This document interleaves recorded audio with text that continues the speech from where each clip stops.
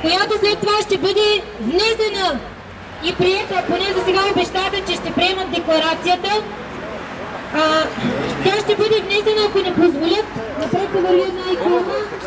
Двама души от нас с български знамена, а зад нас бихме искали да застанат знамената на Сирия, Иран, Русия, Китай, Бразилия, Луганска и Донецка народни републики, като знак на обединение на суверенни държави. Декларация до президента на САЩ чрез посолството на САЩ в България. Копие до президентите на държавите членки на Европейски съюз.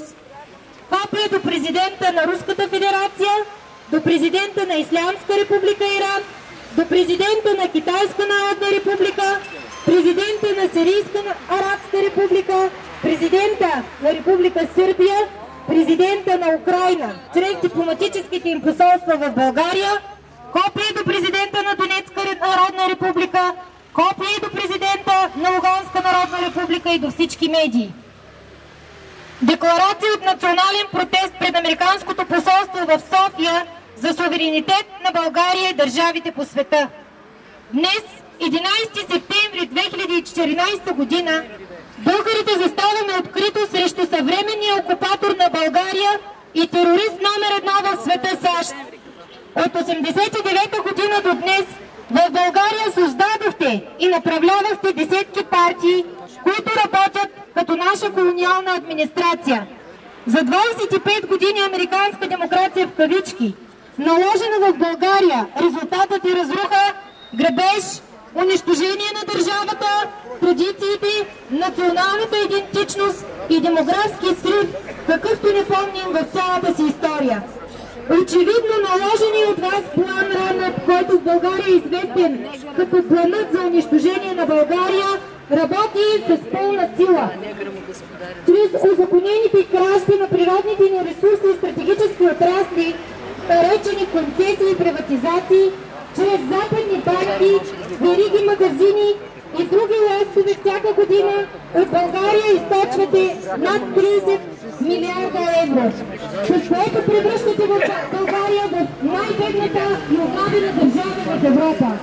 От едната страна водите България към фалит, а от другата страна не вкарвате в изкуството чрез създадените от вас структури за финансово колонизиране на света, наречени Федерален резерв, Международен валутен фонд, Световна банка и други. Всяко ваше марионетно правителство в България по ваша команда тегли все нови и нови милиарди заеми долари. Българският народ категорично изискваме вън от България на колониалната администрация и Сорос организациите като Отворено общество, Америка за България, Български хелзински комитет и стотици други.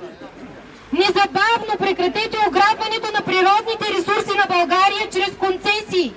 Не признаваме за легитимни концесиите на природни ресурси и приватизацията на стратегически отрасли след 1989 година, защото те не са нищо друго, освен узаконени кражби от най-високо ниво. Вън варварските американски военни бази. България е духовна страна и няма да ви позволим да ползвате територията ни, за да водите завоевателните си войни, породени от алчност и мания, да колонизирате Русия и цялата планета. Прекратете опитите за отравяне на водата и земята на България чрез така наречените проучвания за шистов и въглищен газ. Стоп на биологичните и психотронни оръжия, ГМО, ваксини и чипове. България, светът и дори американският народ нямат нужда от тях. Незабавно оттеглете предложението за трансатлантическото споразумение TTIP, чрез което искате да подчините държавите и да превърнете Европейски съюз в официална колония на САЩ. Защо народите ви определят като терорист номер 1 в света? Исторически вие сте държава само на 200 години. А като разгледаме политиката ви само за последните да не сте бомбардирали или водили войни срещу различни държави по света. При това нагло и лицемерно представени от вас с гръмкото наименование мироопазващи военни мисии. А колко са диверсиите, свалените от вас правителства чрез атентати, фалшивите оранжеви, пролетни и всякакви революции и други машинации, трудно е да се изброят. Откъдето минете, сеете смърт, разруха, грабеж, бедност, хаос и духовен упадък. Само през последните десетилетия бомбардирахте Югославия, Ирак, Афганистан, Либия, нападнахте Сирия с създадена от вас армия от терористи и създадохте Ислямска държава, за да имате повод за пред света да продължавате да нападате Сирия и Ирак. Наложихте ембарго на Иран като първа стъпка и подготовка за бъдещи военни действия.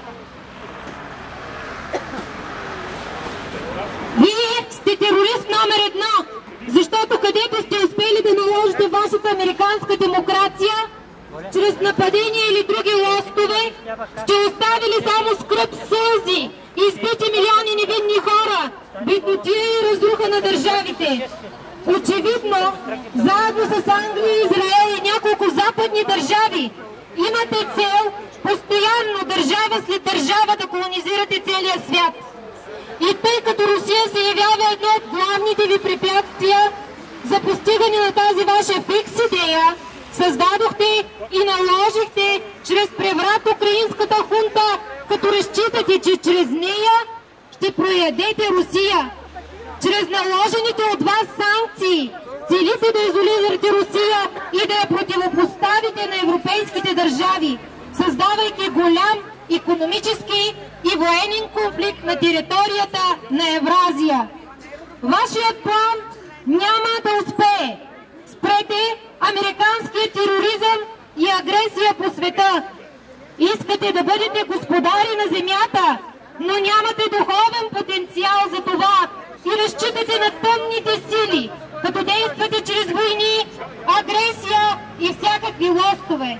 През последните години тази ваша политика се развива в застрашителни размери и се превърна в основна заплаха за планетата и народите. Така САЩ стана символ на сатанизма и тероризма. Затова народите в света ви отхвърлят. Времето на вашата хегемония и войни изтече.